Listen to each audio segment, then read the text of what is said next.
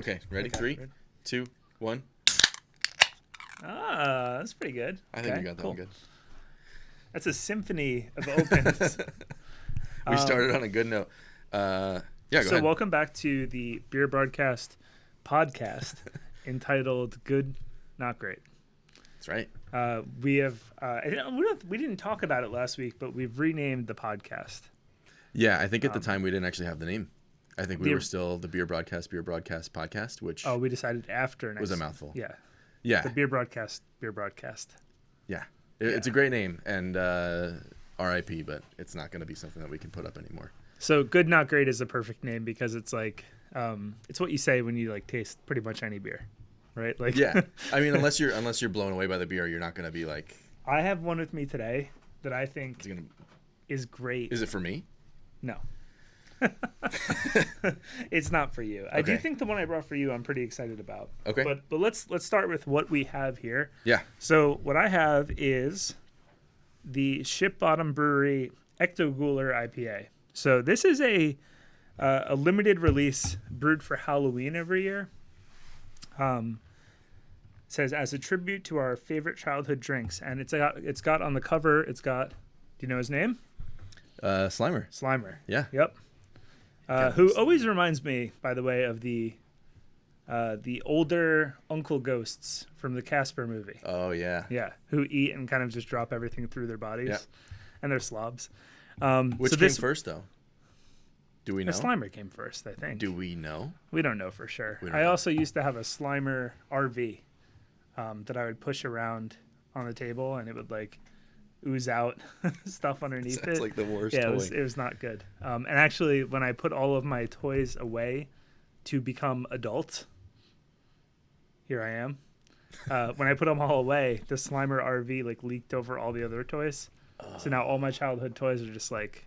Isn't that how it gooey works, though? I mean, isn't that how it works in the movies, though? Like Slimer is just on everything. So this on is everything. Yeah, this is how it's supposed to you work. can't wash it off. Um, So Jimmy gave me this beer actually. okay. Hey Jimmy, if you're listening, and hey Jackie, if you're listening. They went down to Ship Bottom and they picked these up in person. I think they waited in line for them. Really?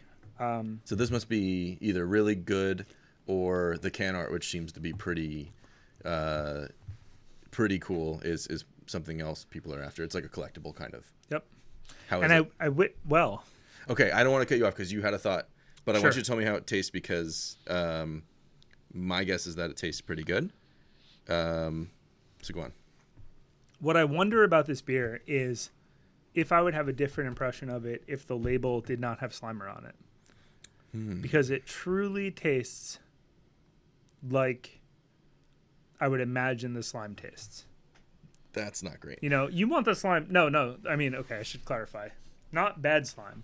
Okay. It's like if you ever get slimed at Nickelodeon Studios. Yeah. I hear the slime is like sweet. It's like something kids might be into. Something that they're eating.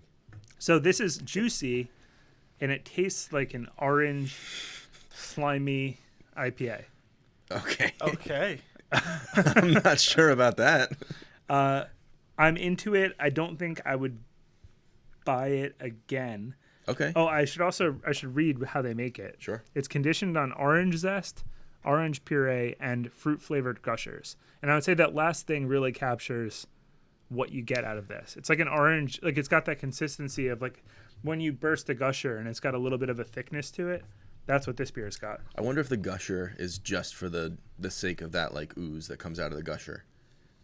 Like, is that a marketing thing, do you That's think? all Or it's is that for. like, yeah, are they like, we used gushers because gushers have like goo and like ooze in them and we wanted orange flavor, but like orange peels just aren't enough. Yeah, we needed that gushy. Yeah. We Yeah. needed something that's like what would Slimer eat? He would eat He would eat gushers. orange gushers. Yeah. Gushers are great, by the way. Gushers are great. And when I was younger, I also used to really like those. They were called shark bites.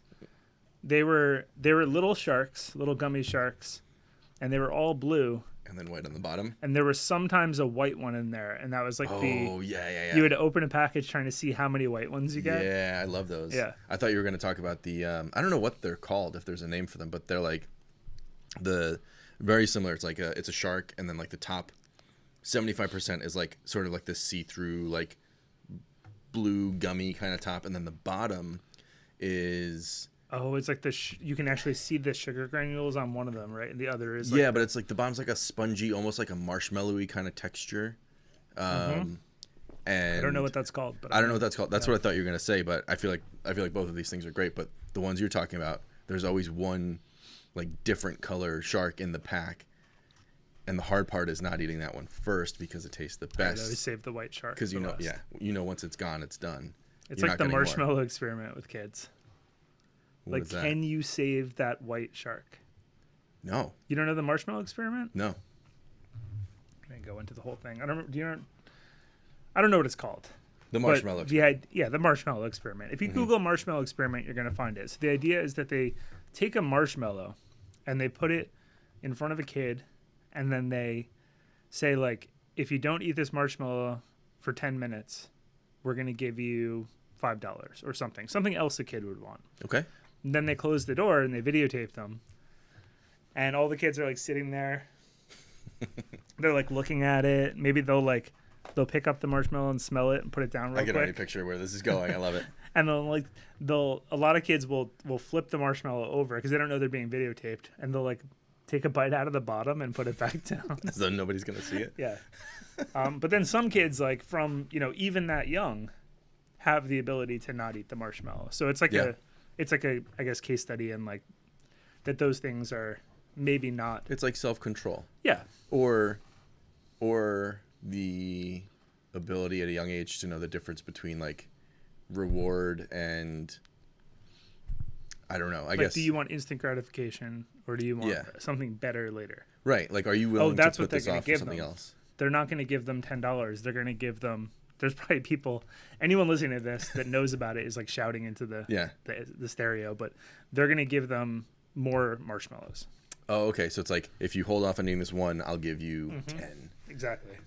My son would not do that. He'd eat it before I leave the room.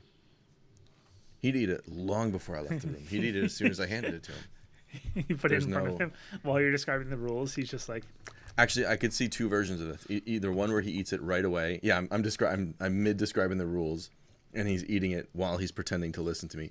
Or you can like see him like physically bottled up, trying not to eat this thing and like fighting back himself from eating this marshmallow, and like he'd squirming in he'd his be chair. moving so much, just to try and fight, and then he'd still eat it, but he would just fight for a little bit and then give up, and then he'd give into it, and then he'd ask for more. Your son also does this thing that I think is adorable, where when you say like don't eat that, instead of saying like okay I won't eat it, he like repeats back to you. He's like, yeah, don't eat that. Yeah.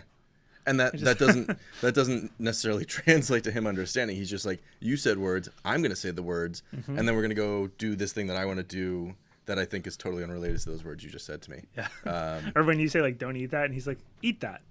Yeah. He's like, okay. I heard the part that I wanted to. Oh, he's definitely going to grow up to be that type of person too. I also want to highlight just while I have the command. Go ahead. I want to highlight this. So this is what I had earlier today, and I left it in here. I don't know why. But this is a cider made by Beach Bee Meadery. They make meads and ciders, and they're in Long Branch. This is a one that they made around Thanksgiving. It's a mango habanero. It's excellent. I think so. We got 3 different ones at the time. We got a mango habanero. There was a cinnamon blueberry and like a pomegranate one, but this one's my favorite. I look forward to going over there. Oh, by the way, neither of these are on Beer Broadcast, so there's that. They are signed up and ready to go. They have accounts. You can go subscribe to them. They are actually both signed up. Yeah, they are signed up. You can go subscribe to them. Let them know they're not placeholder pages. They really let them know that you want to buy their stuff. They're both great places. Actually, I think Beach Bee is one of the few meaderies in our immediate area. I don't know of many other meaderies in the area. Really cool location too. They're in Long Branch, and they have this like little fire pit outside. You can sit there and. Oh yeah, you told me about that. I do want to go check them out when things are a little bit more normal. I guess they're doing outdoor seating now. Regardless, like they've even though it's kind of cold. They've got the fire pits and everything. Fire pits. Nice. Yeah. I think some of the fire pits I saw were those ones with the propane, and I'm not convinced that like they give off the heat, if you know what I mean. Like I just said if you know what I mean. Like there's a deeper meaning, but like yeah. I mean fire. Or like you're suggesting something, And but if- like under the table. If you have experienced that. Yeah. Yeah. So what do you have? I have. We've talked about them before. I'm a big fan. Bradley Brew Project. This is Unicorn Girls Vanilla Milkshake. This is something that I drank in here. The label is great. Something that we actually drank in person when we went to go visit the brewery. Can I see? Yeah. And it's really good. It's actually, I think, the more it's sort of sat, because I've had it for a few weeks now, the more it sat, the more flavorful it's become, which I wasn't expecting. I remember when I had it in person, I thought that it was great coming out of the tap. Like, it was awesome. And then I think the first can that I opened, I think because I was comparing it to the draft, it like just didn't hit me the same way. And so now having this again a few weeks later, I'm like loving it again. So I think it just needs to sit for a little bit and just like sort of, I don't know. Did you ever notice that with the previous lactose beers from Source, that they kind of like need a bit to sit before you can drink them? All these cans, I think that this was started by The Alchemist. All these cans, basically, pretty much everyone you get these days says on the side like drink immediately. That doesn't seem right though. I see people talking about aging their beers for like a year, and I still don't exactly understand it. But keep cold, drink fresh. Yeah, but I think it's wrong. I think you have to wait a couple weeks on those. Yeah, I agree. They actually made in the most recent batch of Bradley Brew beers. They made a vanilla milkshake with a different hop, a Nelson Sauvin hop, which I think I talked about on the last episode. Yeah. It's great. But what was it? They had a different name better. for it. It was the same name. Was it the same? Yeah, it just says it's just like DDH Nelson Sauvin Unicorn Milkshake. Did you pick up your beer?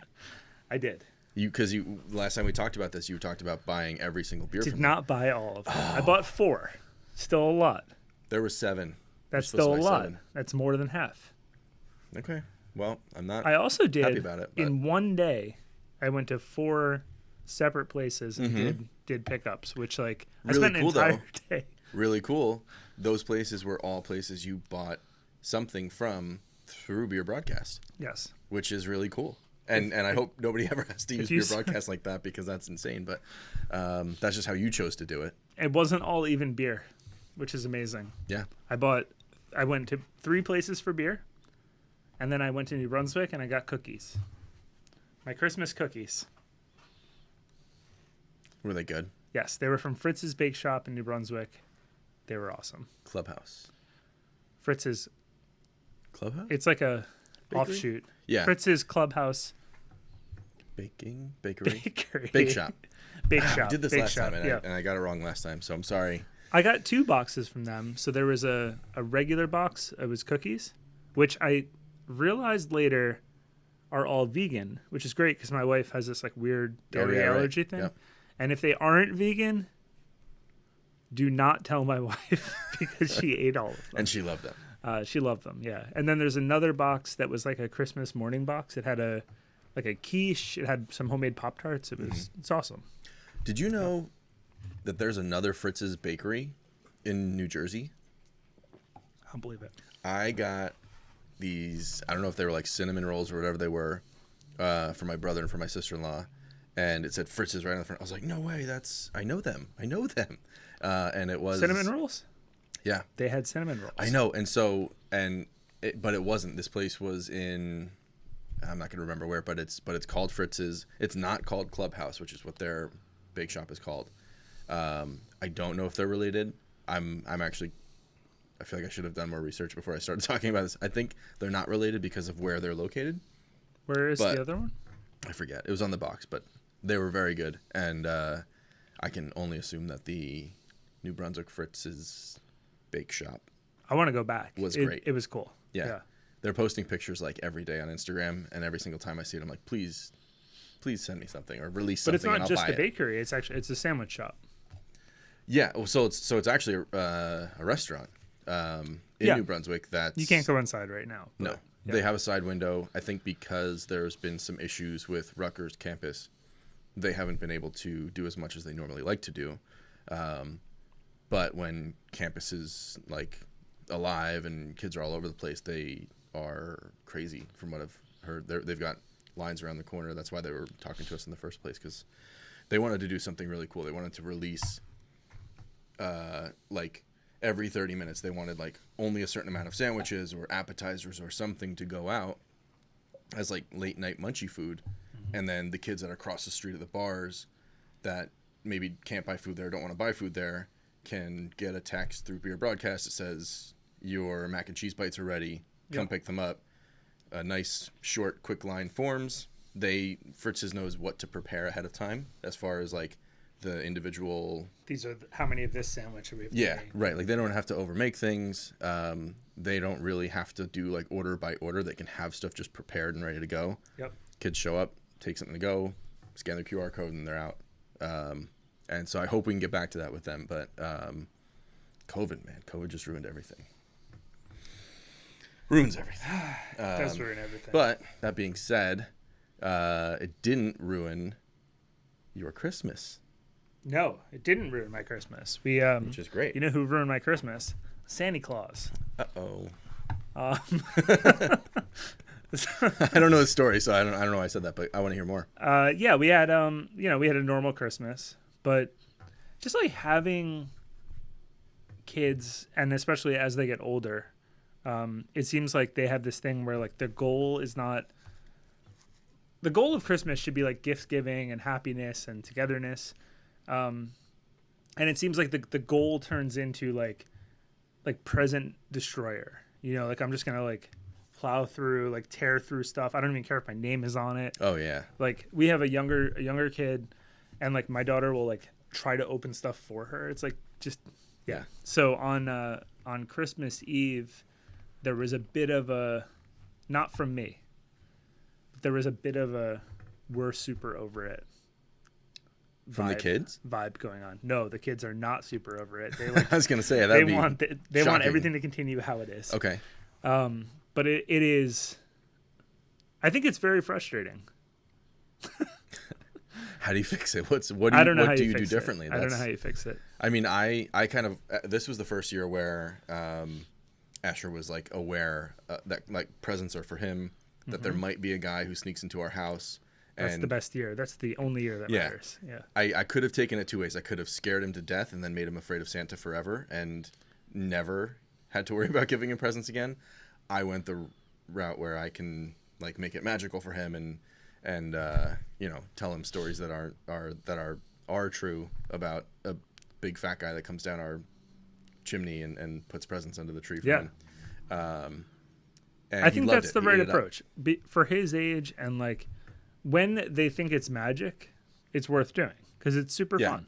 It reminded me of when I was a kid actually too. Like I was thinking of all the things that like my parents did, where like they'd take a piece of like red cloth and they'd like hang it from the fireplace, and they'd be like, I guess he ripped his suit. And as an adult, I'm like, he must rip his suit a lot because he ripped his suit on our fireplace every single year.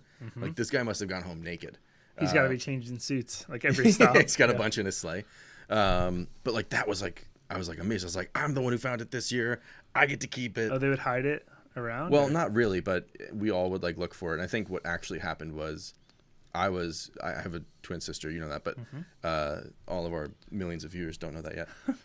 So I have a twin sister, and so like we were the youngest, and I think as like my siblings that were older than me started figuring it out, they'd like hold back a little bit more. And so for the longest time, it was always like really cool to me, and I was always, and then like it became easier for me to get there first and get. I was like, why is nobody racing me for this thing? I was like, oh, the kid, they figured it out. But anyway, that was like one of the really cool sort of like magical things about Christmas as a kid. And so having a kid and getting to do that for him, I like being Santa because I get to eat the cookies that we put out for him. That's a fun thing that I realize now as an adult. But But yeah, it's a lot of fun, and it's fun to like sort of relive that stuff through your kids' perspective. It And is like, fun. how Yeah. do you do? But you sound like you're at a mean, point where you're like, no, it's over. We're not doing Carmela's this anymore. first Christmas that she knew what was happening. We're like, hey, what do you want from Santa? They got to put together a list. And she's like, cool, sit down with me. We're going to make the list right now. And the first thing on the list was underwear. And it's like, That's not fun. I don't think you understand Christmas, but like, that's so freaking cute. Like a practical thing. Like, she just doesn't know what she wants because she's not wanting yet. But once, okay. But This year we're making the Christmas list, right? When does One of that the happen, Christmas though? lists is like, I want LOL Surprise Model 207. Like, and it's like, no, that's not that's not how it works. At least for me, when I was growing up, it was like, you say some things you want, and then the magic is when something that you didn't want comes, but it's awesome. Yeah. You know, like that's the thing you want, like, because you didn't know. You're a kid. When you're making that list, you didn't think of all the things that were possible. Right. And something special shows up, and it's like Santa knows you wanted these roller skates. I haven't gotten that deep with it yet. Well, you're going to get there. I know. I feel like I will, but my question for you is, you said she wasn't asking for things that she wants. She was asking for things like that she needs. I'm so now used she's to asking for things that like YouTube tells her she needs. tells her she needs. Yeah. Sorry. Go ahead. But so like when I always thought it started with like I want toys. Are you saying like specific things, not like when Specific things. When does a kid not just want a toy that they see that they think is cool and go to like I need this? Because it sounds like she switched from want to need, and you're saying she might come back to want at some point. Or was she never like a want? She was always just like giving you ideas for things she needed. I don't think she ever went through a want stage. Really? I think she was like, she went straight from like, I don't know what I want, to like, these are the things Okay, that makes specifically that I want. Yeah. That's different, you know? Right. Yeah. So like my example is like Asher's like, I like cars or I like monster trucks. Oh, that'd be so great. He's not like, if that I was want the this prompt. monster truck. He's like, I just like monster trucks. And Yeah. so like we get a monster trucks and he's like, that's exactly what I want. That's a magic era. It's perfect. Yeah. Because you don't realize how big the world is yet. You don't realize like Right. how many of something, and you haven't been affected by marketing yet. Someone hasn't come in and been like, hey, the coolest trucks are these little Hot Wheels ones that go on these like orange tracks, That's a good point. which like Hot Wheels are great.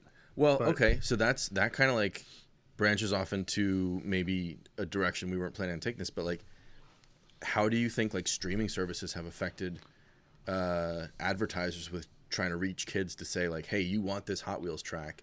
Because there's no commercials anymore. It's 24/7 YouTube- Sesame Street. Or, YouTube's still getting them. but YouTube isn't. And I think what's scary about, go ahead. YouTube isn't always, it's not, maybe for older kids, like it's hitting them a little bit more, but like for the younger kids that are impressionable and they're still figuring out like what they want, like if you're just playing, Oh, like, for younger kids, I think it's perfect. I think streaming services are like kind of a safe space Keeps from out the from Tickle Me garbage. Elmos or whatever Yeah. that you would have to buy otherwise. I do think like one scary thing about YouTube, but more specifically micro targeting, that's interesting is that it used to be that there was like a toy of the year. So toy of the year was like Tickle Me Elmo was, Furby was. there used to be a whole magazine from Toys R Us. And they would go crazy and they would point you at the things you had to buy, right? With micro targeting and all of these different tools that you have in advertising, now it's at the point where like there are so many toys of the year and they're micro targeted at the audience that's perfect for them. So my kids wanted these like LOL surprise dolls. And it's because What is that? LOL surprise has targeted exactly the demographic that has them buy the thing. It's not Okay. that LOL surprise is like the toy of the year. It's that like it's zoomed in on them and just like that's what they need. Okay, what is LOL Surprise Dolls? LOL surprise dolls are like little dolls. They don't do anything except their heads pop off. I think some of them pee. Oh, But they're like this tall. And for people that are just listening on audio, this tall is 2 inches. the size of a Not even the size of like a regular can. So they're 2 inches tall. They're cute. They're fine. Are they like $20 a piece? Yeah, they're super expensive. For a long time, my wife was like, "I'll never buy those." Santa will buy them. Okay, next thing I'm gonna go off on is I gotta say, there's like a lot of wrapping on these toys, Okay. and a lot of it's made of plastic, and it's not made of plastic to like protect the toy. It's made of plastic so that in the cardboard box you can see the toy, right? And I just got to shout out Plastic. This week's sponsor, Plastic, is a great material. Like, plastic is capable of so many things. It's like it doesn't break down. It's in limited supply, but like we have amazing uses for plastic, and like we're wasting it all on the fucking LOL surprise dolls. Do you know that there's plastic inside of your beer can? It doesn't have to be. There wasn't for a long time. Yeah, but then you were drinking all the I prefer it. metal. Makes you stronger. Yeah. It's iron. It goes Yeah. straight to my muscles. I don't think that's how it works. But I think it's necessary. Christmas was good. Good. Overall, that's what I'll say. Christmas was good. It was good to the kids. You guys have a different opinion. They had a great time. That sounds like Yeah. sounds like we're saying the same thing. Yeah. Cool. That's great. We tried our best. I don't know if we'll be trying again next year, but we tried our best this year. This year was good Christmas. That's awesome. That's great. I mean, Santa can still try. Santa, it's on you. Yeah, buddy. If you want to still do it next year, it's on you. And if you want to leave some like pajamas behind in the fireplace, you know, maybe rip your pants on the way out or something. Let the kids think it's magic. I don't know. You know, one thing that did come out of Christmas, you're going to think I'm crazy because we haven't talked about this, but my wife, she bought everyone matching pajamas. So we put them on, and one thing that I get very particular about with pajamas or any kind of sweatpant, or even real pants, realistically, is the part where it meets your ankle. Yeah, I want it tight. I want it to go in. I agree with that. I want a taper. I want it to squeeze. I'm okay with elastic. Yeah. But these were like, you know how some Parachute pants? just straight. So you're walking around and they're going like this. They're going. Are the like insides of the pant leg hitting each other as you're walking? Yeah, and they're hitting like your legs front and back. Yeah. Driving like, me crazy all day. Did you wear Jenko jeans in like high school?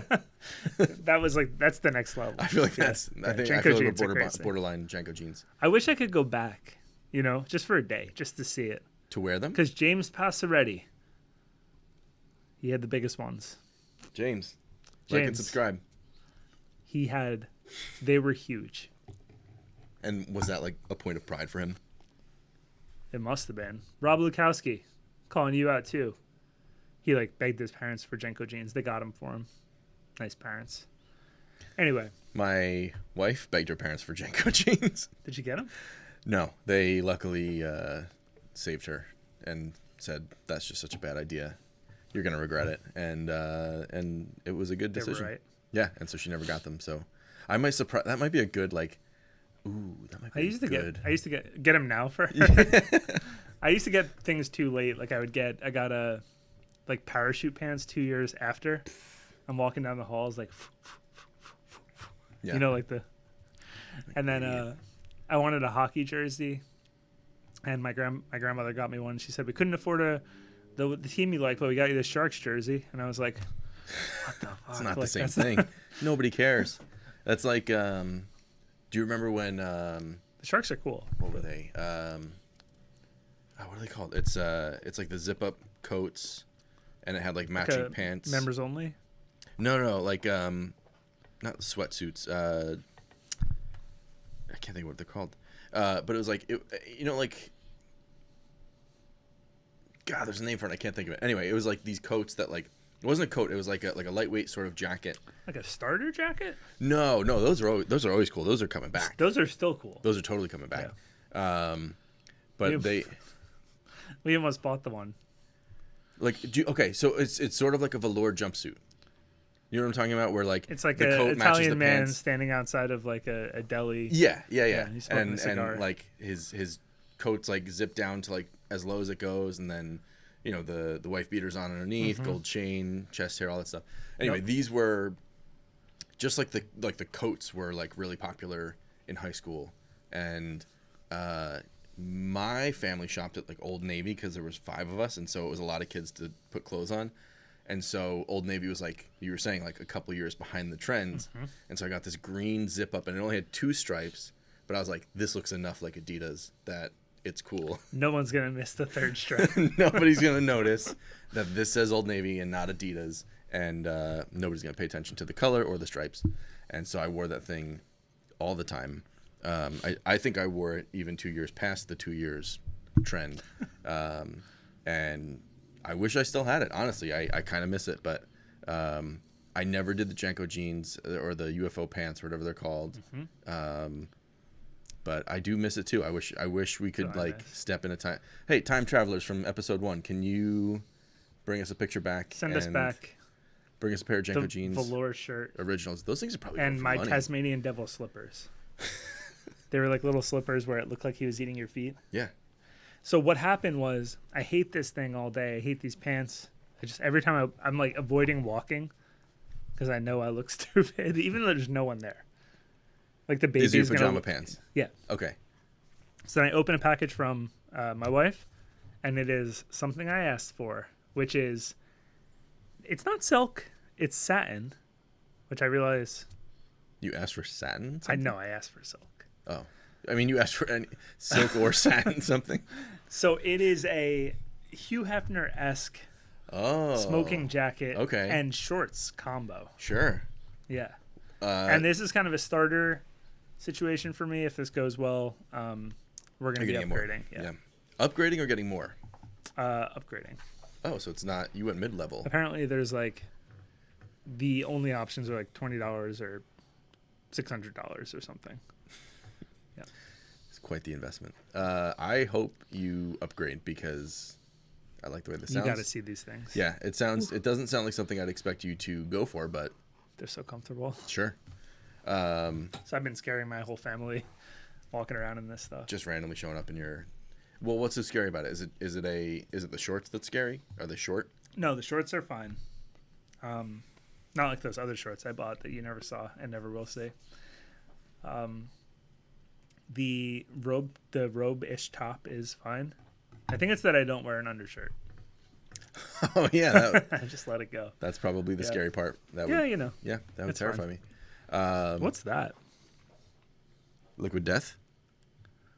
Is it water? Yeah. Do you know what that is? It's do they sponsor the studio? No. Yeah, it's they actually sponsor a lot of podcasts. Is it a beer? Is it a No, it's vodka? just water. It's just like really like can't just be clean, water. Clear, crystalline water. It's really, I've never had it, but I feel like you're sorry to interject. It's literally part of the advertising campaign. It's like liquid death, come buy it. It's literally just water. Yeah. It's water. Have you had it? Yeah. It's great water. I was gonna say I've seen it. I've seen it in a lot of other podcasts, and they are. Why do they call it that? They tend to be a sponsor for those podcasts, which is why it comes up. You're digging too deeply into it, man. You just kind of got to accept it.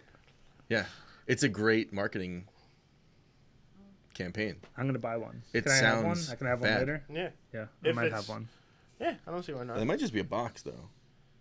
Well, it was there last time too. Oh, then it might just be a box. It's just for show. It's just to get people to talk about it. I'll have one either way. This marketing campaign's going great. Yeah. Yeah, I actually I like it because it reminds me of like what breweries are doing with their labels and like their marketing and stuff. I think when people see it, they probably think it's some type of cocktail or beer or something because of the label. How far can that take you though? That's a good question. You know, like it could that's just a gimmick be that less is a not year. going to have mass consumption with that. Right. Like it's Grandma's probably, not going to be like, "Oh, liquid death." That sounds like a new commercial. Have you seen Flex Seal commercial? I love Phil Swift. He's one of I got my Flex favorite Seal for people Christmas. because I remember when I saw. Sorry, you were going somewhere with this. No, and I'm taking it somewhere. I'm else. just saying it's amazing. I remember when I first saw him, I was like, this guy's just trying to be Billy Mays. Billy Mays. He's just I trying to think. be Billy Mays. Billy Mays, but spelled Mays. something like that. But he's just trying to be him. He's just trying to be great like him. Billy And May. He's like Billy Mays with like chaotic energy. definitely, That's great. definitely. And that's that. At first, I didn't know all that about him. I was just like, this guy's just trying to do what he's doing. He's just ripping him off. He's like, if I'm really loud and aggressive, then people are going to buy my product. And then it turns out that he's actually like really fun to like listen to. He's on TikTok, by the way. Shout out TikTok. What's up, guys? How old is he? He's got to be in his 50s. Oh, yeah. I know that guy. He is so crazy, so funny. Flex Seal is legit. I'll also say And I think he knows it. That's why it's he's so fun. They're fun commercials, but like the stuff works. It's very cool. right. Yeah. That's why I think like he's Gotta cause cancer. the way he is. It's gotta. It causes cancer in the things that you use it on. Like I put it on the walls of my basement to keep things from leaking, and like my walls definitely have cancer. You put it in the basement? It Yeah. works? It's. I couldn't get it like into the cracks. You know how It they was a say you bigger can problem. apply it underwater? Can you? Yeah, you can apply it underwater because it's not water soluble. So you were probably like, I'm going to wait for a big rain and then I'll apply it while it's raining I should have applied to it on make the sure I outside. get all the spots. I wish I could apply it to. Apply it anywhere. You build a boat. That's true. Phil Swift. In the water, he built it. No, he didn't. No, that's not That'd true. be cool. I believe him though. When at first I was like, none of this is true. This is just like marketing, which it is. But He's the founder, too. at the same time, he just bought a $20 million house. Good for you, Phil. Shout out, Phil. Like and subscribe. I saw this boat in half. That's the kind of stuff that you see and you're like, what's the trick? I think it's true. I think it's really true. It's become a meme now where like someone's like, all of my emotional problems, and like they slap that like Flex Seal strip onto the gushing water. It's like it's great. Like it's everything he does has like meme potential, and I think he knows it, which is why he's on TikTok. Is that his real name? Yeah. It's pretty sweet. That is a great name. That's a famous person's name. And he's described as an American businessman and comedic spokesman. You know, not every product can take that. Is he the inventor of Flex Seal, or is he just It said founder. I don't know if that means he's the inventor of it, right? So but I he wonder. was there from the beginning. He's not just like a Billy Mays was like hired. Yeah, he's Yeah. just a talker. Yeah. Yeah. This might be somebody who actually either invented the product or bought out the guys who did. I don't trust them just by the looks of him. That crooked smile. Oof. I love when he cuts the barrel. That's the best. I'm moving on to number 2. Okay, let's see what you got. You ready? Oh, let's do our beer shares. Let's do these. Right now? Yeah, why not? Okay, hold on. Talk about something for 1 second. Talk what? Talk about something. You're not done. Okay, I'll talk about something. All right, go ahead. We are considering, because New Year's is soon to be upon us, and this will probably be too late by the time the episode comes out, but will it? I don't know. Is this something that's coming The before or Asbury after? Hotel in Asbury Park has rooms available for New Year's Eve, and I'm considering going there just to like get away for a night. Yeah. Kate's into it. Okay. She wants to do it. And the only room they have is what they call a quad. So it's four beds into a grid like that. Into a grid on one wall. And there's a bathroom in the room, but there's just 4 beds. So 2 bunk beds kind of like embedded into a wall. Yeah. Because I'm guessing it's a very small room. And the description says that it is a sleepover-like vibe. Okay. Oh. Which sounds... Are you sharing this room with like 3 other people? Why? I wasn't going to. It was just going to be me and Kate. But No. I guess what I'm saying is like, why would you need that type of a setup? You said it's You like don't. It's the only 4 room. Bed. There's no other options. That's it. Now, think you the have to go Asbury for it. Hotel, you guys are doing a great job. The downstairs, super cool. Have you been in there?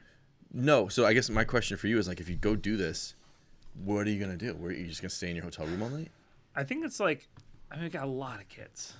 Oh, I get that. So it's just like to get out. You're just saying like. I mean, maybe go to dinner, maybe. Because I thought you guys do New Year's Eve big.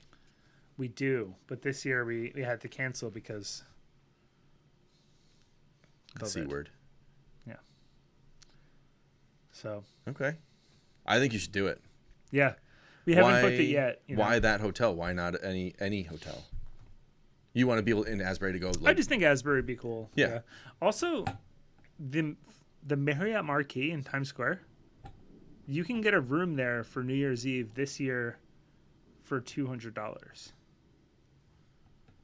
Because probably no one wants to go because. Well, they must not be. There's no way they can do New Year's Eve this year the way they've done it every year because that many people together. That's what I'm saying. But J-Lo is going to be there. But I don't know how many people are gathering at the bottom. But what I will say, can you see the main I don't know if you get that room. Yeah, because that's probably why it's $200. And I don't think I'd have an interest in going there this year because what's the point? COVID. Yeah, I heard that you have to wear a diaper if you go and stand on the streets. Diaper. I mean, you don't have to, but it's like recommended. You're supposed to wear a diaper. I heard most people. Adult one or a baby one? Well, I think if you're an adult, you probably wear an adult diaper. Why do you wear a diaper? So that you don't have to leave your spot. Because if you leave your spot to go to the bathroom. No. Look it up. That's not a thing. 100% people wear diapers so that they don't have to leave their spot. No. Yeah, because if you leave and come back, you're not getting that good spot again. These are the people that camp out overnight for stuff. These are the people that wait in line for beer releases. Those are the types of people that are I'm going to wear a diaper at New Year's Eve because I don't want to lose my position below the That's the why ball we're drop. making NewYear'sBroadcast.com. Wearing a diaper New Year's Eve. That's the right You search. Just made this up. I didn't make it up, I swear. It's a fun idea though. Is it true? Let's see. This sounds like some Nopes, which I think is what they should call it when it's no. Some do, some don't. What did I say? That's ridiculous. The ones who have the best spots that don't want to lose them, those are the ones who do. I just go for a catheter. Promise. That's the same thing, kind of. You're not leaving your spot less. one way or another. You don't see it from the outside. You don't see it when you're wearing If a I was diaper. standing, I've been wearing a diaper since you met me. What does that say? Like salesman? Yeah. I believe it. It says adult diapers have a huge spike in sales around Times Square in New Year's. Invest. Yeah. Invest. Who makes adult Invest diapers? in Dwayne Reed stock. Yeah. Just for a month. We're swapping. Yeah, no, this is for you. You're about to open my beer. Yeah. That's for you. We've gotten into this. Oh, another BBP. I'm Okay. so excited for you to try this. I because, cannot wait. I love every ingredient in this. Yeah. Okay, you were excited, so you talk. Well, okay. No, you talk. I'm just gonna tell you what I'm giving you. So I'm giving you an other half vapor rings with a Z. What? Fun. This is one of those beers. Oh, that, holographic. People go crazy for. Other half is one of those breweries that we talked about them last time. This is the type of place that has a line outside for hours for people waiting to get beer, hoping to get their hands on some of this stuff. They started distributing in very small neighborhoods in New Jersey for some reason over the last few weeks.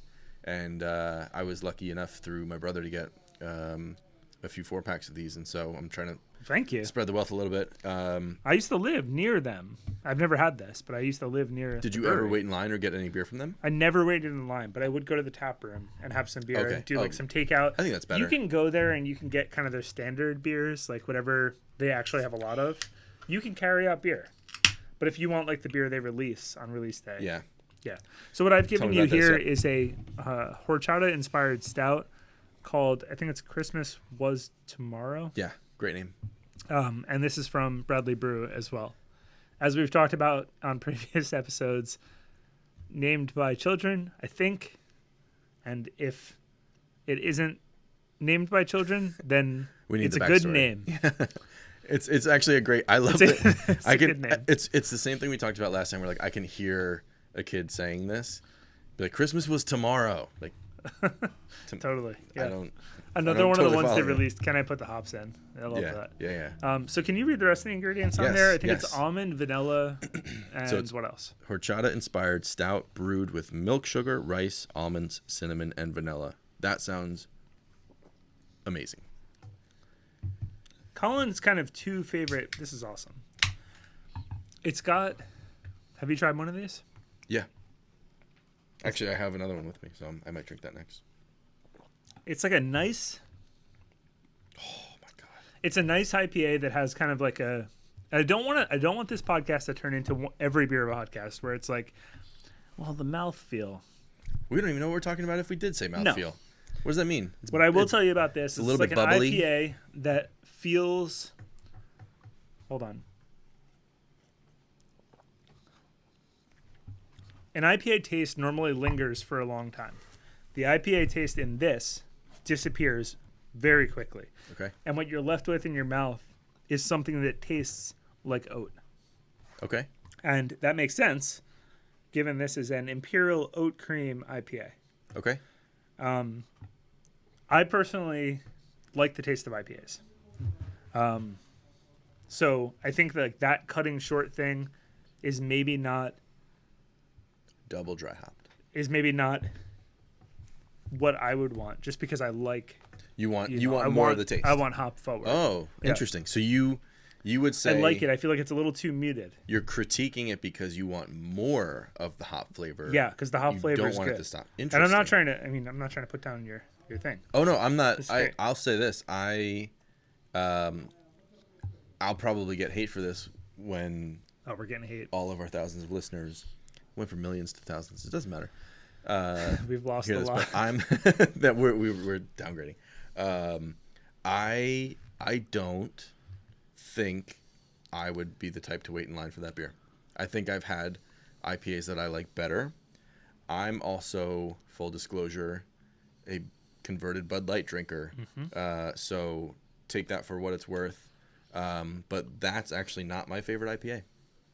And I've had 3 of their different IPAs, and none of them are my favorite IPA. What is your favorite IPA? I don't know. Maybe it's not that style of IPA is not my favorite because it's double dry hopped. It's a little bit. It's like you said. It's more. You prefer that flavor to kind of stick around. You want it to be more present. I prefer something that's like fruitier and isn't just about the hops. I want that sort of like crispy kind of fruity IPA side of things, which is why I'm more of like a hazy or like a New England IPA fan. So anything that tends to be in that direction, I'm more of a fan of. And I can say for sure that one from Alternate Ending, I think it was called What If, that I had maybe on the first episode was like one of my new favorites. But I taste a new one every week. That's like, they're all kind of my favorites. It's the style I think that I like. I got to give a recommendation to the world, which is that if your IPAs are not, they seem like a trend for a long time, but they're not going away. I mean, we've been in the IPA era of beer for at least 10 years now. And there's a reason that they're still here. It's because people are like, people buy them. Yeah, they like. I don't remember which brewery it was, but I saw an image of their like 5 most popular beers. 4 out of 5 of them were IPAs, and they were different, like all different versions of IPAs. But like, that's the stuff that sells, and especially right now, that's the stuff that people need to be making because they know it's going to sell. They're going to make their money, and they're going to survive. Like, It wasn't always like this. It wasn't. IPAs were not always popular. This is a new thing, but it's not. But it's been around a bit, and it's not going anywhere.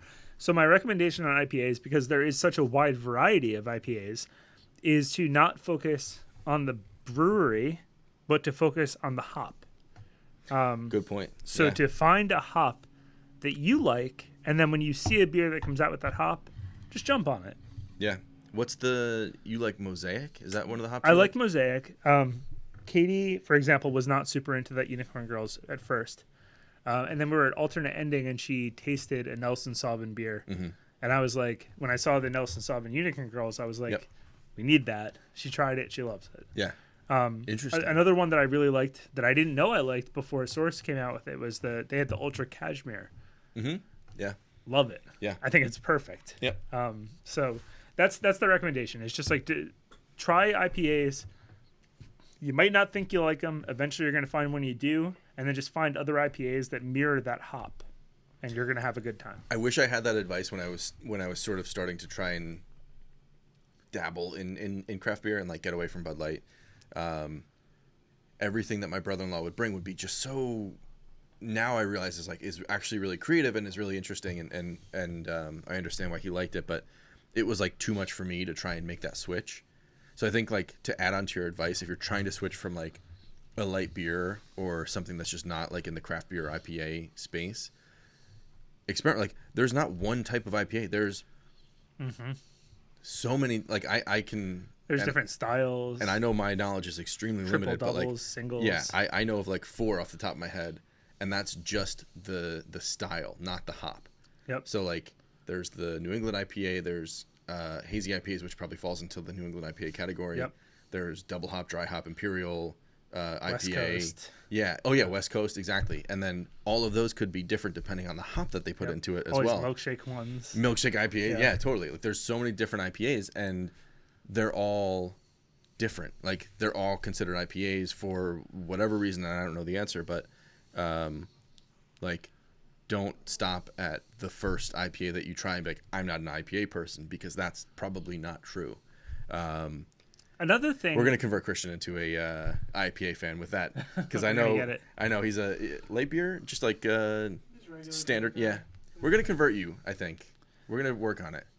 Challenge accepted. Okay. I don't know if I've got anything that's gonna work now that I said that, but if you want something, I'll hook you up with a beer. Let me see. It makes sense also that IPAs, that the hop would be the thing to differentiate the IPA, because if you think about, so when they make these beers, the malts that they use, so if you have a darker beer like a stout, they're typically using like a darker malt or a chocolate malt or a German malt. With IPAs, they're typically using a light malt or an amber malt or some mix of those. So your malt flavor is not coming through as strong against the hop. So the hop has more of an ability to be part of the flavor. It's like you're not going to taste the hop difference in a malt forward beer, but because IPAs are hop forward, you're going to taste it. So you want to focus on that. It's like if you made a dessert that featured a fruit, like you're going to like the one that has the fruit that you like. That's a good point. Not some random fruit. You're not just going to like all fruit things. You're going to like the one that has. Yeah. So focus on the hop. Let me know how it goes. Norm. Like and subscribe, Norm. You know who you are. I want to talk about this more. This is so good. I completely regret not buying it, because it is very good. Honestly, the only reason I didn't do it was because and this is something that we need to like solve in the future with beer broadcast, but like I didn't want to make the trip, and it's nobody's fault, and I'm missing out on good beer because of this, but I didn't want to make the 20-25 minute drive around Christmas time, and I just wanted to be lazy and stay home. So get a friend, pair up. Well, I should have just bought and had you pick it up since you were going anyway. Truly. But now that that's a miss on my part. But this is so good. Have you had it yet? I tasted Kate's. She had one earlier tonight. So what made you think? Because you're right. What made you think that I would like this? Yeah. So one thing I know about you is that you are into. If there are 2 beer styles that Colin likes now that are craft beer styles, it's IPAs or stouts. So he's into like, and the stouts that he likes in particular have a milk base like this beer has. That's true. They're like a creamy stout, like the Fat Baby Jesus or Sweet Baby Jesus, as it is colloquially known. The Sweet Baby Jesus beer. Yeah. So yeah, I mean, I think it's great. It's so good. It is. The funny thing is, I was worried because I see that it says almonds, and we went to Source last week, I think, to pick up our cans from their most recent release, and they did a rainbow cookie and a Mexican wedding cake stout. I think each were stouts. Yep. And that was funny. And we tried them on draft, and I think what happened was we each got a full pour. I think you and I both started with the Mexican wedding. No, we both started with the rainbow cake. Okay, so we both started with the rainbow, and then we switched to the Mexican wedding cake or cookie, whatever it was called. I think what happened with me is I got the same pour both times, and I was asking you guys, I was like, do these taste really similar, or is this just me? Am I just not tasting the difference? And so what I think the flavor was, the taste was that I had was the almond that's in the Mexican wedding cake. It's stuck in your mouth, you think, or No. So I think the taste that I was getting from both of those pours was that almond taste. So our theory is that Colin had the same beer Yes. twice. And it was particularly the almond that I got that was standing out to me that made them taste so similar, if not identical.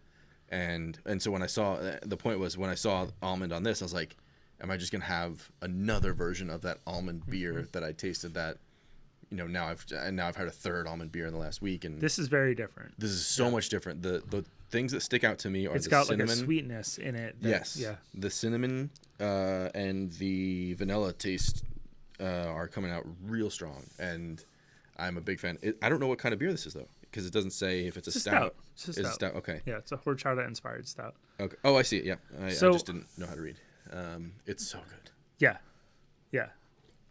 I think like I want more. of all the ones I got, I think that's my favorite one. The cinnamon's definitely. I really strong was looking forward in a to good way. Can I Put the Hops In, which is a West Coast IPA, but it wasn't for me. This is more Really? It's more my speed. Yeah. What was it about that you thought would be for you that ended up not being? I typically like West Coast IPAs because Mm-hmm. I like West Coast hops. I like basically like a Centennial hop is like a very good for me. Mm-hmm. Like any kind of hop that comes that's basically grown in like Oregon or Washington. Typically like those are what I like. Mm-hmm. Just because when I first started drinking IPAs, those were the hops that were in the beer. So like I drink some beers and like I remember times from like 8 years ago, like with coworkers in the basement of some weird bar in New York. And Okay. like, yeah.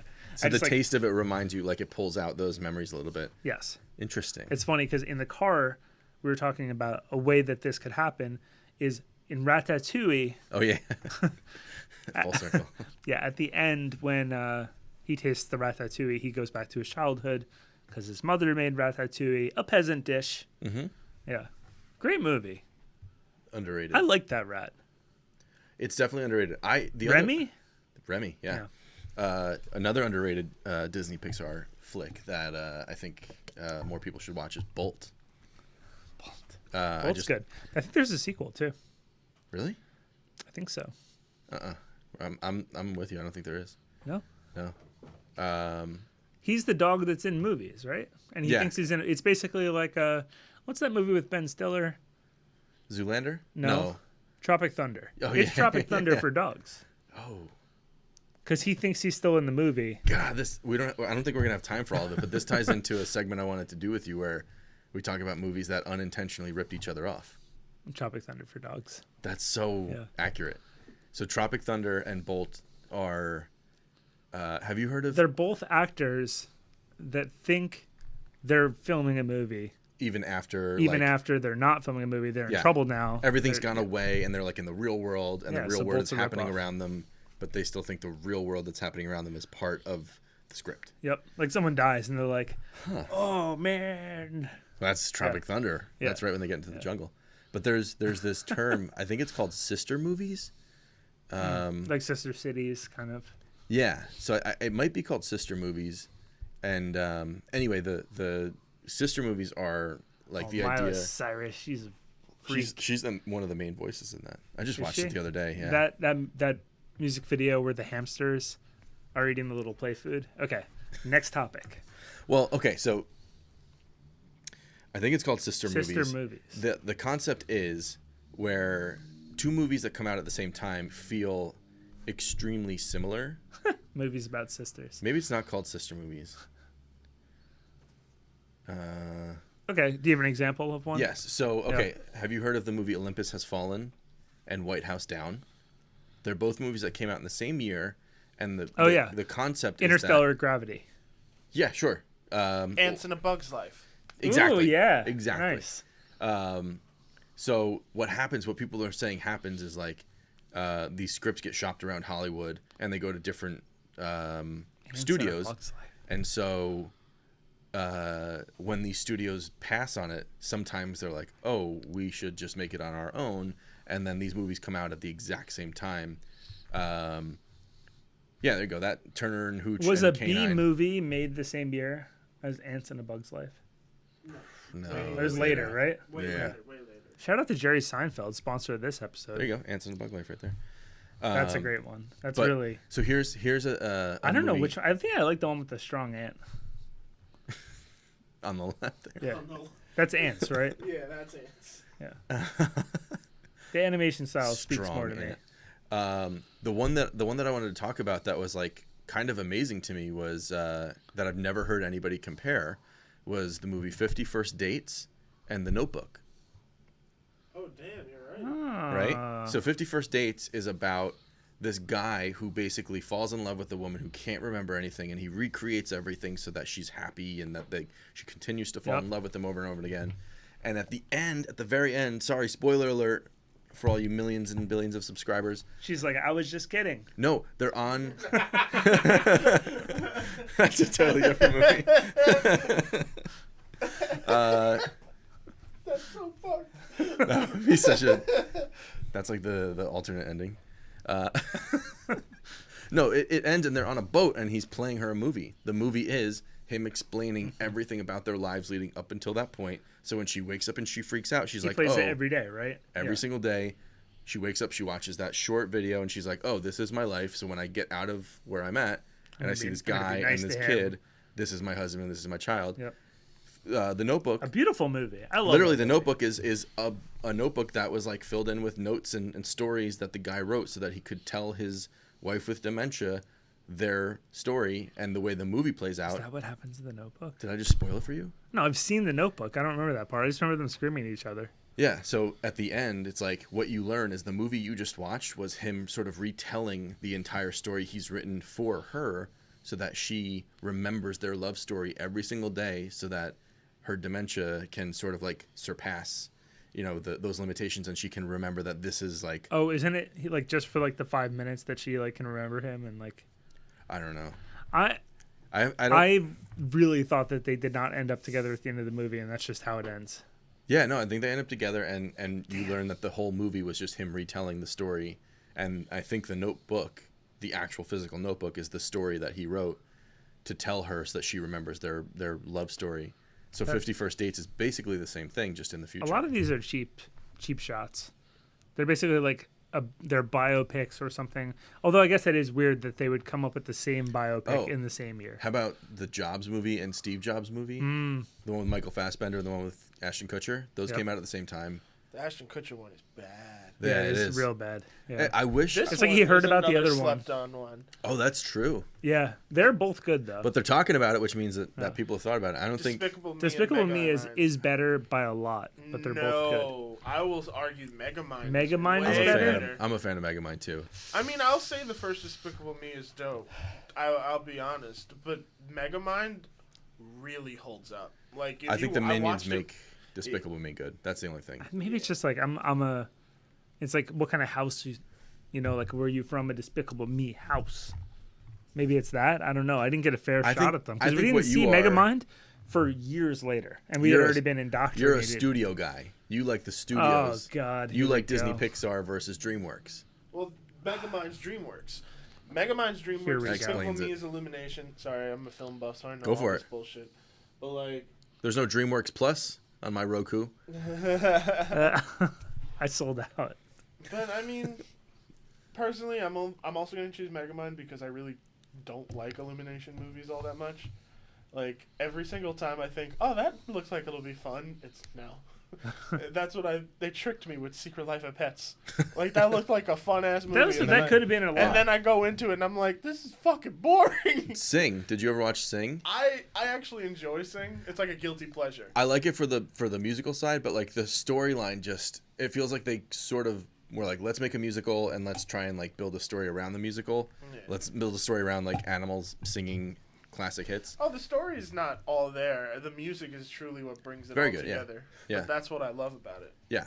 But you're a Disney Pixar kind of guy. No. Everything I'm DreamWorks. all independent. You're flicks. out. Independent. Oh, yeah, name one independent animated movie, my friend. No. What's that one? No. Okay, so we've got about 20 minutes left. There was a topic I wanted to talk about, which takes us way away from this, but it's sort of related to this podcast. Despicable Me 2.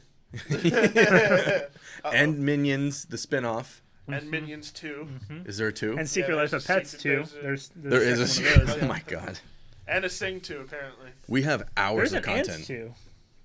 Is there? No. Did I already try to say that? There's I'm no- pretty sure that You can we thought look there it was up? a Bring it bolt? up. You said there's Okay. a Bolt 2. You're just saying that there's a something 2. There's an Incredibles 2. I and think that's a there great actually is movie. an Ants 2. Yep. Vindicated. Ants 2. Is that real? That's fandom. Oh That's no, not- that's it was canceled. So you're from the other universe where that movie came out. yeah. It was great. That's why you're talking about time travelers. You know something. No. Yeah. I know. We're gonna have to. I know. We're gonna have to dig into I got this. in my hot tub. That's why you're building a hot tub. That's a deep reference, man. He is building a hot tub right now, and now I know There why. actually is a hot tub time machine too. Mm-hmm. We're all gonna agree on that, right? There is. Okay. You're not wrong. Okay. You're it's not- not very good. You're not making that up. No, They it's not. they as get good as back in the first. time machine. It's the same movie. Yeah. Okay, what do you got? So I wanted to talk about now that we're coming up on 2021, and hopefully COVID is becoming a thing of the past. It's still extremely bad right now, so I can't even say that seriously. But as we are hopefully turning a corner and things are getting better, the topic or the question I had for you is, what do you think the future of beer is? And so this is sort of a two-parter, and we sort of talked about this already. The first part is, what do you think the future of beer with this sort of like new landscape, like what COVID has fortunately, unfortunately opened up for breweries as far as online beer sales, home delivery, other platforms that are opening up that breweries can take advantage of. What do you think the future is of selling beer online, or just the tech in general that will support breweries moving forward? And the second part, which might take a little more time, is a little bit deeper. What do you think the future of beer just in general is? Because we're talking about IPAs are this thing that's like really popular right now. The creativity is kind of dying a little bit around styles. There hasn't been anything groundbreaking in a while, and maybe there has, and like it's just not front and center yet. But so let's start with the first part. What do you think the future is of beer as far as beer sales and the technology that supports it? I try in life to be an optimist, but I think that sometimes there's like realist tendencies that come through, and Sure. part of the existing world that seems like it's becoming more and more obvious is that like COVID will go away. We will probably end up in a place where we are immunized to a point where we have what they call herd immunity. That probably will happen by I would say end of 2021. Yeah, I think that's fair. It is not likely. So like if anyone thinks this is like going away and like 2021 is a new year where there's no COVID, like no, that's not how it's going to work. And realistically, there are people that after 2021 will not take their mask off. Oh, for sure. There are people like this, That's just to some extent, has Common gone now. on long enough that it will be the new normal. Meaning like that even if people are not afraid of COVID, they have become attuned to what germs can do and how quickly they can spread and how quickly they can move in a Yeah. crowded environment. So things like concert halls or things, even like malls, where you're bringing a bunch of people indoors into the same location, probably are going to have a rough time for at least 5 years. I know I've watched movies where they're like 10 years old and I see people in a restaurant together. I'm like, what are they doing? Are they crazy? You monsters. Like my mindset has already shifted to the point where I see this in movies from 10 years ago. I'm like, Yeah. how did they film this? Because these people are all around each other. Did they have to like, oh no, this is an old movie. Like I'm now sort of like conditioned for that type of experience where like I'm afraid to be super close to people because that's what we're all used to right now. Like, how do we fix that? And then how does that get fixed specifically for the beer industry with like Yeah. sales? And how does it also benefit it? Herd immunity doesn't mean that like people stop dying. You know, like Right. like when they had the plague, I think the plague total went on for about 100 years. Like for 100 years, they were still like dealing with the plague. Now, what they didn't have is modern medicine. They didn't have a vaccine. So we're not going to go for 100 years, but this mentality is going to go for a long time. Yeah. So I think what that means is like things like breweries having it so the only way that you can get your beer is through an in-person line is not likely to be feasible for years and years to come. And the reason for that is not necessarily COVID, but it's the fact that by allowing your beer to only be sold in person, you're creating essentially an unfair market for your beer that will have a bunch of the people that don't want to go there in person opt out of purchasing your beer. You're essentially separating your following by selling beer that way. You're saying the only people who can have my beer are the ones who are willing to risk standing next to another person in a time where standing next to other people could be risky for your health. It's like if a musician was like, the only way you can hear my music is live. You're probably not going to get a great following. That's a because great comparison. A lot of people are not going to go to the bar and watch you live. It's not going to happen. So what does that mean for... Okay, so I can now order my beer online, but I still have to go pick it up in person. Yeah, you still have to go pick your beer up in person. What does that mean for laws? What does that mean for... Well, hopefully the laws move to a point where... I think what's happened in New Jersey, and I'm actually very confused about this, because I think that the laws in New Jersey have shifted to a point where breweries... so the laws are still what the laws are, as far as I know. But there is a temporary stay on prosecuting offenses to the law for breweries that are doing home delivery. So some breweries are doing this. Carton is doing it. Source is definitely doing it. Yeah. I think Kane does it. I think Bradley's I think 902 does it up in Jersey City. Yeah. Also on Beer Broadcast, if anyone's interested. Bradley, I think, does it local, right? Yeah, I think they do. They have the option. I know I've seen the option. So I'm guessing that will expand and hopefully be signed in New Jersey, at least, into legislation. I can't imagine that if this has been going on for a year and anything that's good for small businesses in any state is good for the state, right? It means that they're making more money, they're more prosperous, and that means that they can pay more to the state, and the state is then also prosperous. So it's not... There might be restrictions. There might be a little bit more of like tighter guidelines as far as how you can locally deliver your alcoholic beverages. But for them to totally take that away after all of this goes away, and like you said, who says when this has totally gone away? Who says when it's safe enough for this? Totally, for things like where's that really line in the sand? I think a lot of these laws, similar to the laws that stop food from being served in a brewery, are meant to protect other industries. So food in a brewery is meant to protect the restaurant industry that's not licensed the same. The delivery laws are probably meant to give like liquor stores a fair shot. Or distributors. Yeah. But like the laws are, I mean, they're not serving the public right now. They need to change. Right. That's probably a fine line of like, they certainly have to serve both. I mean, there's a benefit to them. It can't just be the consumer. It can't just serve only the consumer or the general public. Like there's something there that we probably don't understand, and that's what I'm curious about. Is like, and we're obviously seeing new breweries sign up on our platform regularly. If you look at the delivery rates, the percentage of deliveries over time, it's gone up, and we've actually recently had breweries come on and ask us to add features such as like restricting out-of-state sales of beer. And the reason they want that is if you're somewhere like you're in Jersey City and you don't want to sell over the border into New York, or you're in Washington, D.C. and you don't want to sell into Maryland. So these features are to allow them to comply with local ABC restrictions for their individual states. Right. Means the reason, the fact that they're asking for those features means that there's an uptick. Yeah.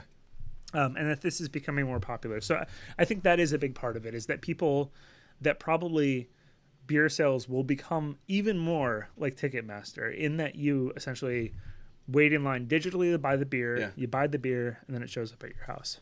The really cool thing... And it's awesome when it shows up at your house. I mean... Yeah, it's amazing. And it's great. Like, yes, you probably... I mean, yes, you have to be there. You have to prove that you're 20. You can't just like be like, I swear I'm 21 and I ordered beer online. Do you see my beard? That's what I always say. One of the coolest things that I've seen happen or have heard has happened, and this is just with our connection to the craft beer industry, and this is with a brewery in Virginia called Port City. If anybody's from Virginia and knows Port City, they're doing a They're really based good in job. Alexandria, right? Yeah, go buy their beer, whether it's through Beer Broadcast or not. Just go buy their beer. They're great. But what they've been on for a long time too. yeah. Yeah. And they're doing pickup and local delivery. And so what they told us about is that they need to expand. They said we have people that need to buy our beer, want to buy our beer, that live a little bit outside of the 5-mile radius that we've been serving. They said we want to bump it up to 10 miles, but as soon as we bump it up to 10 miles, we're crossing into another state. Legally, we can't do that. How do we prevent that from happening? And so we made that possible. Like, that's all possible through Beer Broadcast. You can restrict it just to your state, and as soon as somebody's outside of that state border, it shuts it down. But what's really cool, the cool takeaway from that is that they're doing so well that they're saying we need to expand. We are getting a lot of sales from people who want us to deliver their beer, that we're going to double the delivery radius. And how do we do that? And then how do we also prevent this thing so we're compliant? But I think to your point, like, this is something that's not going to go away. This is something that's actually making these businesses more successful. And even when people can go pick up their beer again and feel comfortable standing in line and being around other people, who's not going to want to have beer delivered to their front door by the brewery? Like, Yeah. I can order beer online from Tavor or what's the other one? They've got a bear for their logo. Anyway, there's like all these other things that are similar to that, but like, why wouldn't you want your own brewery, like your local brewery that you're a loyal customer of, to like bring you their beer the moment they just canned their beer and they're delivering it to your house an hour later? Like, that's incredible. It's fresh. Like, in Source's case, it was canned literally that morning. Yeah. Yeah. And yeah, like, people are still going to want to go to the tap room, but not everybody lives right around the tap room, and not everybody wants to commit a 30-minute drive to go pick up their beer. If it can be delivered and the brewery's willing to do it and you're willing to pay for it, like, another change. I got another change. Happen. I think this one is a little bit less positive, but it is possible that, like, with the stuck inside COVID-ness of it all, that we are experiencing kind of a purchase bubble of beer, and that I would guess that people will be buying less beer as we kind of come out of, not necessarily come out of wearing the mask, but come out of COVID, come back into like normal life, come back into, and by normal life, I mean like you're expected to go to in-person work. Yeah. Which you could see potentially happening toward the middle of next year. Definitely.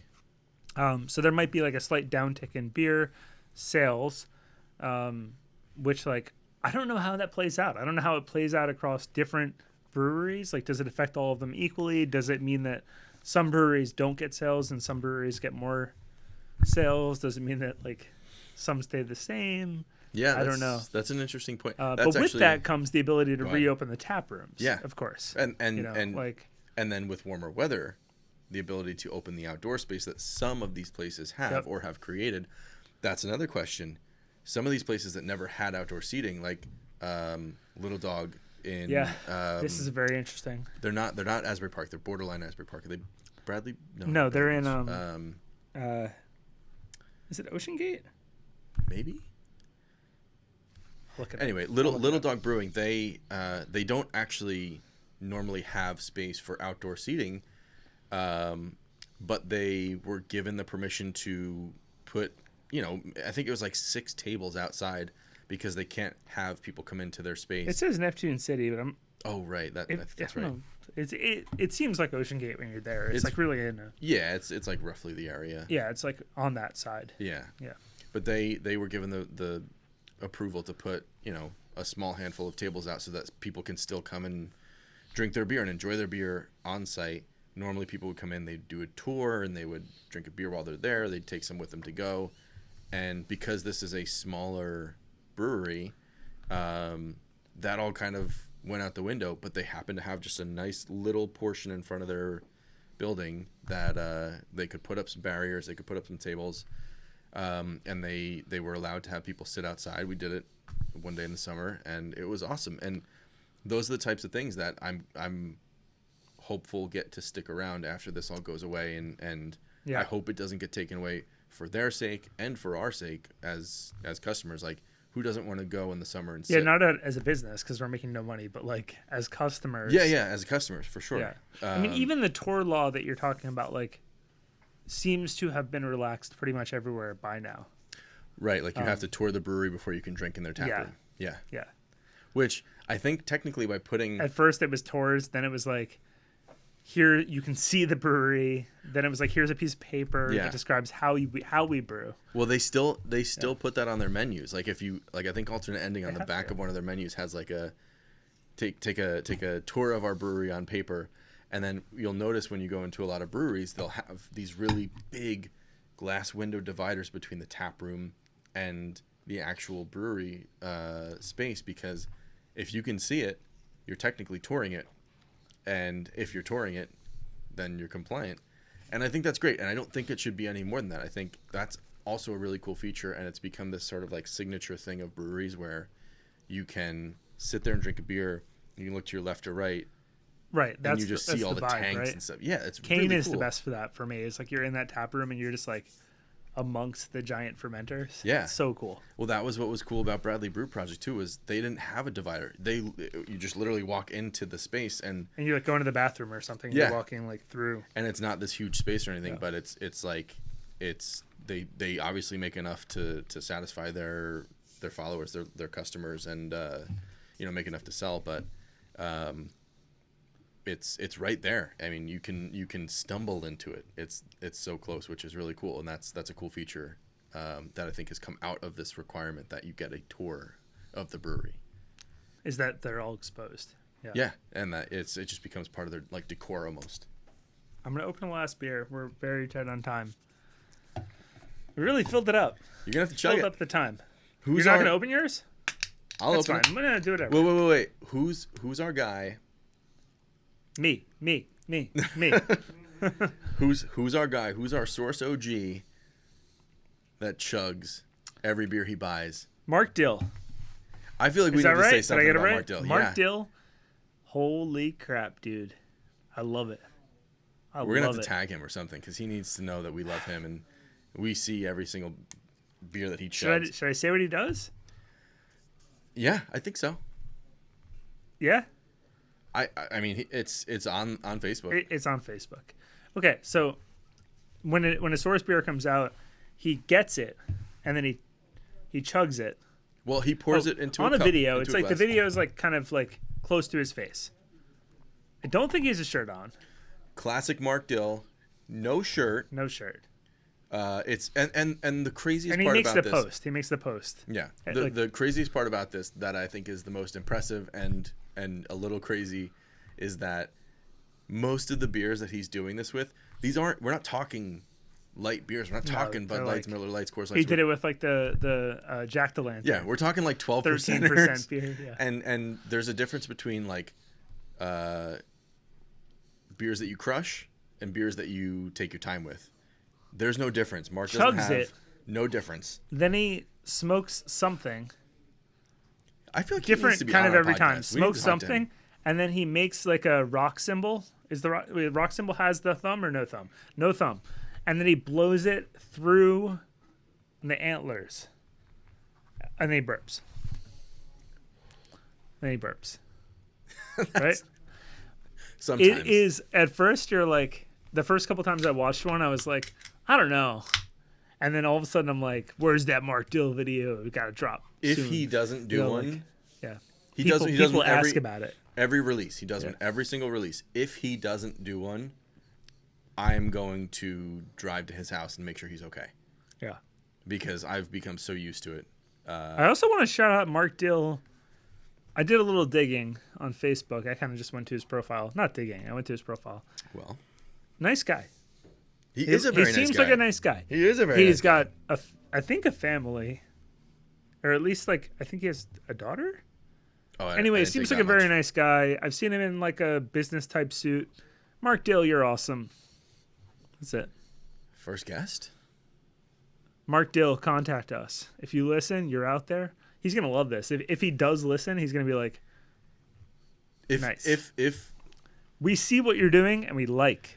and we want to chug a beer with you on our podcast, Now I have to intro this beer. go ahead. And I think similar. this beer is, for me, perfect.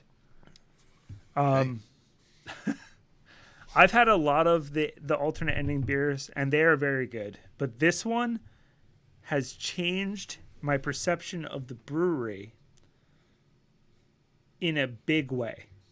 I did not expect it because it is just like their description of the beer is just like all the other ones. Like it's they didn't call out it as special. This beer is so good.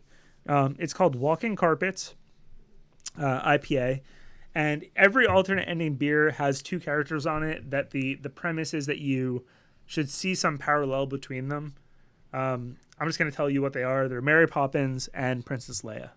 And the idea is, what if Mary Poppins was actually Princess Leia? She cleaned an entire room by moving things around with her mind. True. I don't care much about the analogy. I love this beer. She used the Force. I think it's great. I put it in my pack specifically because I wanted to drink it. This is so good. I mean, Mary Poppins did take place a long time ago. Not necessarily in a galaxy far, far away, but what if Leia was on We the don't know run? that. We don't know. I think they should have swapped Mary Poppins. They should have swapped one of them. No, they should have swapped Princess Leia with Madeline. She grew up to be Mary Poppins. Or Matilda. Sorry, Matilda. Just because the outfit? No, Matilda can control things with her mind. Oh. She moved the chalkboard and she hit Trumbull? Mrs. Yeah, Mrs. Trumbull. Trumbull. Something like that. It's Yeah. close. Trunchbull? Trench. Can we pull it up? Can we pull it up? Mrs. Trench. Oh my God, what is it called? Trunch. Why does this not work in my head? Anyway. That's the real Princess Leia. Mrs. Sorry, no, that's the real Mary Poppins. Okay, now what do you have? Can't think of her name. And we're closing up here. Yeah. I'm drinking Chuckleheads. This is double IPA with Galaxy and Azaka hops, I'm assuming. Trunchbull. Trunchbull. Trunchbull. Ah, that's it. That's it. Chuckleheads is good. Tell us the characters. So Chuckleheads is Cheech and Chong. is it Cheech and Chong? Yeah, it's Cheech and Chong. I didn't know that. I don't know. Oh, sorry. It's yes. You Sorry, can't say you don't know in this room. No. I had right now. to keep spinning it. I had to keep It's spinning Jay it. and So Silent Bob Jay and and Cheech Silent and Bob Chong. and Yeah. Cheech and Chong, and I think what they're suggesting Can you is that read Jay and that Silent thing Bob, right there? Jay and Silent Bob could be Cheech and Chong. What's in this? Is man? that all it says? What's in this, man? Is the other part. Interesting. We'll have to talk to Kevin about that and see if he can give us any Yeah, information. he'll tell us. He's probably here. Which is his shadow? I don't know what Cheech and Chong look like. So this is Yeah, but you have to know like which shadow they lead to. You'd have to know about Cheech and Chong. So I think what they're suggesting is that Chong is Jay and Cheech is Silent Bob. They both smoke weed. Mark Dill smokes weed. We're here to say goodbye. That's all we came here for. We came here to say goodbye. Is that Princess Leia? The sexy one. We've ended this before this way. Yeah. Have we ended it that way? You ended the first one that way. Oh, was that Princess Leia? You said, "Is that Princess Leia?" And then we cut. I mean, look at her butt. Well, I know where we're cutting. That's it? Yeah, that's it. Yeah, well, I don't think we can. no. Ah! What? Okay, we're back for 1 second. Are we back for 1 second? Thank you for listening. We're going to see you next week. Yeah. If Sooner you than I have think. any kind of feedback or any thoughts about what we've done here, just like hit us up on Instagram, Beer Broadcast, Yeah. and we'll see you next time.